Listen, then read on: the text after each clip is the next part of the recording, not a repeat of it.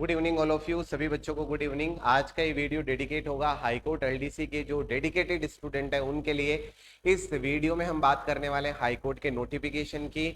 Notification आज ही जारी हुआ है, तो हम एक एक बात को बहुत डिटेल से देखने वाले हैं। सबसे पहले नोटिफिकेशन की डेट से हमें पता चल रहा है नोटिफिकेशन आज का ही है।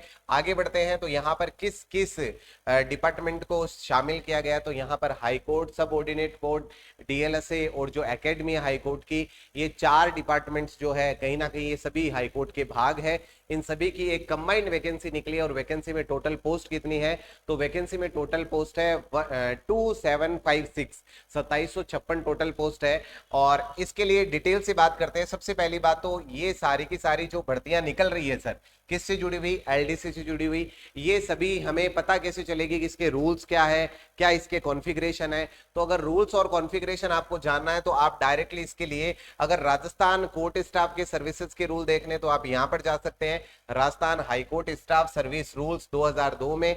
और अगर सब ऑर्डिनेट के देखने तो आप जा सकते हैं Rajasthan district court ministerial establishment rule 1986 में। तो आपको रूल्स की पूरी इंफॉर्मेशन यहां पर मिल जाएगी। इसके बाद आता है कि सर यहां पर जो प्रवीक्षा काल होगा, जो प्रोबेशन पीरियड होगा, उसमें कितना पैसा मिलने वाला है। तो जो प्रोबेशन पीरियड होगा उसमें आपको मिलने वाला 14,600 रुपए, 14,600 आपको प्रोबेशन पीरियड में मिलेगा। उसके बाद जैसे ही आपका प्रोबेशन कंप्लीट होगा उसके बाद L5 से आपकी जो सैलरी है वो स्टार्ट होगी। L5 का मतलब है 20,800, 20,800 आपकी सैलरी होगी। सिर्फ 20,800 आपको नहीं मिलने वाले, 20,800 में लगभग आप 42% और ऐड कर दीजिए, ठीक है। तो इसका मतलब क्या हो गया, तो लगभग आपको 25 से 26,000 रुपए फर्स्ट मंथ मिलने वाले जब आपका प्रोबेशन पीरियड कंप्लीट होगा उसके बाद में, ठीक है। फिर आगे चलते हैं। नेक्स्ट आता है हमारे पास कि ये नोटिफिकेशन वगैरह कहां से मिलेंगे, तो hcraj.nic.in इसकी साइट है जहां से आपको ये सारी चीजें मिलने वाली है,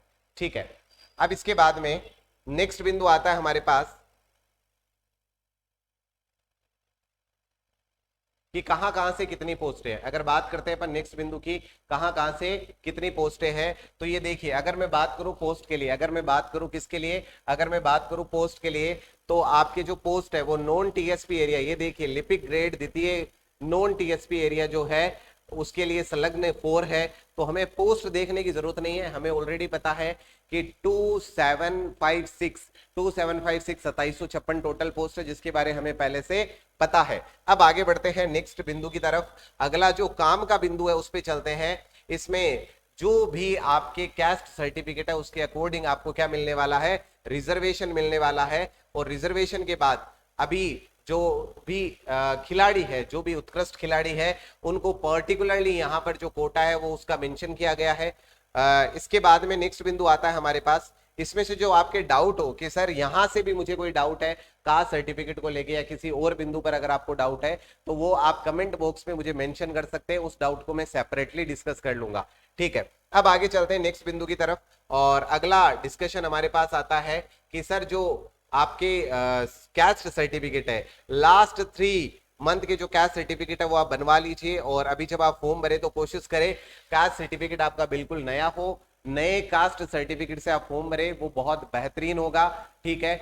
और जैसे ही बात करते हैं अपन क्वालिफिकेशंस की, मिनिमम क्वालिफिकेशंस क्या है, तो पहले की तरह क्वालिफिकेशन क्या रहेगी, ग्रेजुएट होना चाहिए, चाहे वो बीए हो, बीएससी हो या फिर कोई भी दूसरा ग्रेजुएट डिग्री आपके पास हो, किसी भी तरह का ग्रेजुएशन पार्ट आपके पास होना चाहिए, ठीक है। अब अगला बिंदु जो है उसके बारे में बात करते हैं।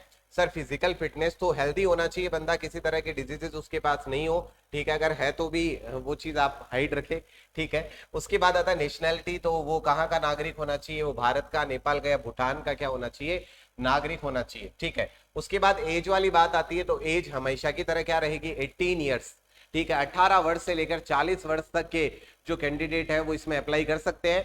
और मैं बहुत अच्छी बात और बहुत अपडेटेड बात आपको बताना चाहूंगा, 40 साल के बाद की जो कहानी है वो थोड़ा सा समझ लीजिए। अगर इस 40 साल के बाद की बात करें तो यहां पर एक बहुत इंपॉर्टेंट बात है, वो मेंशन है, क्या है, the upper age limit be relaxed by 5 year in case of member of the scheduled caste, जो एससी के कैंडिडेट है और एसटी के जो कैंडिडेट है और जो ओबीसी के कैंडिडेट है और जो एमबीसी के कैंडिडेट्स है या जो ईडब्ल्यूएस के कैंडिडेट्स है या फिर जो वुमेन है, इन सभी को 5 ईयर का रिलैक्सेशन मिलने वाला है। इसका मतलब वो 45 वर्ष तक फॉर्म भर सकते हैं। अब मेरी अपडेट बात ये नहीं है जो यहां लिखी हुई है, मैं अपडेट बात जो बता रहा हूं इससे हटके बता रहा हूं। अभी अभी स्टेट गवर्नमेंट है, उन्होंने एक नोटिफिकेशन जारी किया था, अगर आपने देखा हो, हमारे जो माननीय मुख्यमंत्री जी हैं उनके द्वारा ट्वीट करके एक जानकारी दी गई थी कि वो 2 साल का रिलैक्सेशन देंगे।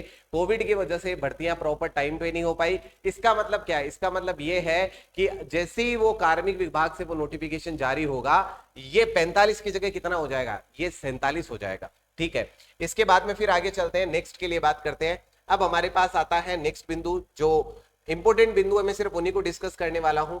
परीक्षा शुल्क। परीक्षा शुल्क कितना है? परीक्षा शुल्क 500 रुपए है जो जनरल कैंडिडेट है, जो ओबीसी क्रीमी लेयर के कैंडिडेट है, क्रीमी लेयर के वाले सभी स्टूडेंट के 500 रुपए चार्ज है। जो आपके ओबीसी कैंडिडेट है, एमबीसी कैंडिडेट है, ईडब्ल्यूएस कैंडिडेट है, उनके 400 रुपए, एससी एसटी कैंडिडेट के 350 रुपए जो चार्ज है फीस का वो लगेगा। ठीक है, अब इसके बाद में एक बिंदु बहुत ज्यादा इंपॉर्टेंट है, देखिए, नोट जिन आवेदकों ने पूर्व में, ये प्रश्न बहुत सारे बच्चे मुझसे आगे पूछेंगे, मैं अभी बता रहा हूं, ध्यान से सुन लीजिए। जिन आवेदकों ने पूर्व में इस कार्यालय द्वारा राजस्थान उच्च न्यायालय में कनिष्ठ न्यायिक सहायक, राजस्थान राज्य विधिक सेवा प्राधिकरण व जिला विधिक सेवा प्राधिकरण में कनिष्ठ सहायक, जूनियर असिस्टेंट तथा राजस्थान राज्य न्यायिक अकादमी जिला न्यायिकों के लिए लिपिक ग्रेड द्वितीय के रिक्त पदों पर सीधी भर्ती 2020 हेतु विज्ञप्ति 882 19/3/2020 के क्रम में आवेदन किया था, वह निर्धारित परीक्षा शुल्क जमा करवाया था। ऐसे आवेदकों हेतु, ऐसे जो आवेदक है, ऐसे आवेदकों हेतु कोई परीक्षा शुल्क दे नहीं है। इनको किसी तरह का परीक्षा शुल्क पे नहीं करना है, इनको कोई फीस पे नहीं करना है। इसका मतलब अगर आपने पहले से फॉर्म फिल कर रखा है तो आपको कोई भी परीक्षा शुल्क पे नहीं करना पड़ेगा। ठीक है, अब आगे देखिए, उन्हें आवेदन पुनः करना होगा, लेकिन क्या करना होगा? आवेदन उनको पुनः करना होगा, परीक्षा शुल्क उनको पे नहीं करना है। सर कैसे करेंगे हम? जो आपकी लॉगिन आईडी जो आपको पहले से मिली हुई, आप उसी को जाके लॉगिन करेंगे। जैसे ही फॉर्म स्टार्ट होता है, आप उसी आईडी से अगर फॉर्म अप्लाई करेंगे तो आपको ये एग्जामिनेशन जो फीस है वो आपको पे नहीं करना पड़ेगा। अगर आप नई आईडी बना के उसके बाद में फॉर्म अप्लाई करेंगे तो आपको ये फीस भी आपको पे करनी पड़ेगी। इसका मतलब अगर आपको पुरानी वाली आईडी नहीं है तो आपकी नई फीस लगने वाली है, और आईडी पासवर्ड पहले से आपके पास है तो आपकी ये फीस चार्ज नहीं होगी। ठीक है, इसके बाद फिर आगे चलते हैं अगले बिंदु की तरफ, परीक्षा शुल्क की वापसी वाला ये बिंदु मैंने बता दिया आपको। ठीक है, ये देखिए, परीक्षा शुल्क की वापसी संबंधी दावे पर विचार नहीं किया जाएगा, नहीं परीक्षा शुल्क को किसी अन्य परीक्षा हेतु आरक्षित किया जाएगा जब तक कि नियुक्ति प्राधिकारी द्वारा विज्ञापन निरस्त नहीं कर दिया जाता। तो ये सारा सिस्टम जो है वो रिटर्न के लिए है। ठीक है, अब नियुक्ति के लिए क्या क्या होना चाहिए, तो ये बहुत कॉमन सी बातें हैं, इनको ज्यादा डिस्कस करने की जरूरत नहीं है। हाँ, डाउट होगा तो मैं इसको डिस्कस करूंगा। पार्ट आता है कि सर जो सिलेबस है वो क्या होगा। मैं पहले ही बहुत बार वीडियो में ये बात बोल चुका हूं, सिलेबस में 1% चेंज नहीं होगा, किसी तरह का सिलेबस में चेंज नहीं होगा। अब भी वही बात बोल रहा हूं, सिलेबस में कोई चेंज नहीं है। तो आप किसी तरह का डिस्कशन ले तो इसका मतलब यह है कि सिलेबस में कोई चेंज नहीं होने वाला, डिस्कशन वही रहेगा। जो पार्ट फर्स्ट है वो हिंदी का है, फिर इंग्लिश का है, फिर जनरल नॉलेज का है। तीनों 100 नंबर के 120 जो कैंडिडेट है एससी एसटी के उनके लिए 120 मिनिमम है, जो अदर कैंडिडेट है उनके लिए 135 मिनिमम है, और ड्यूरेशन कितने का है?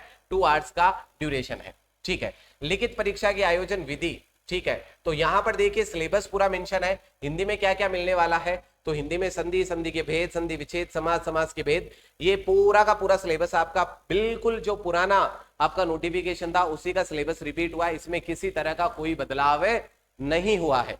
ठीक है, इसके बाद इंग्लिश में, अगर इंग्लिश की बात करें, improvement, tense, voice, narration, transformation, ठीक है, use of article, synonyms, prefix, confused word, it means यहां पर भी किसी तरह का कोई चेंज नहीं हुआ है। जनरल नॉलेज में भी किसी तरह का चेंज नहीं हुआ है। अब आगे बात करते हैं सेक्शन बी की।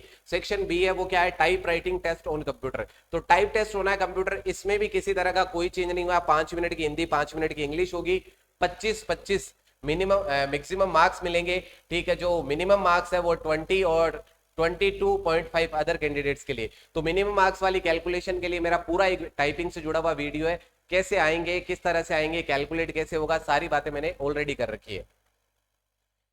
जो मेथड होगा तो कृतिदेव आपके फोंट होगा हिंदी का और कैलिब्री फोंट होगा आपके इंग्लिश का। ठीक है, 8000 की डिप्रेशन चाहिए और 8000 का मतलब होता है लगभग आप कह सकते हैं कि 26 से 27 की स्पीड चाहिए एक पासिंग मार्क्स एग्जीक्यूट करने के लिए। ठीक है, efficiency test will be taken on word processing. Efficiency test है वो किस पे लिया जाएगा, वर्ड पे कंडक्ट करवाया जाएगा। और ये भी आप याद रखें वर्ड 2007 जो है उस पे ये सारी चीजें कंडक्ट होनी है, तो इस बात को भी आपको ध्यान में रखना है। इसके बाद आता है नेक्स्ट है जो यहां से काम की बात है जिसको लेकर आपके माइंड में प्रश्न आएगा और 100% आएगा कि सर कैटेगरी वाइज होगा या नहीं होगा। तो ये देखिए, merit list of successful candidate selection shall be prepared on the basis of total aggregate marks. Merit list तो टोटल के नंबर के आधार पर होगी। अब ये देखिए, those candidate who secure minimum 45 marks, ऐसे कैंडिडेट जो 45 मार्क्स क्या कर रहे हैं, सिक्योर कर रहे हैं, ऐसे कैंडिडेट जिनको 45 मार्क्स सिक्योर कर रहे हैं एंड 40 मार्क्स सिक्योर कर रहे हैं इन case of ST and ST person with benchmarks disabilities in the written test shall be eligible for appearing in the type test writing test on computer subject to be extent of 5 times of the number of vacancies। और bracket में क्या लिखा है, category wise. इसका मतलब जो शर्त पहले रखी गई थी उस शर्त में किसी तरह का कोई परिवर्तन नहीं है।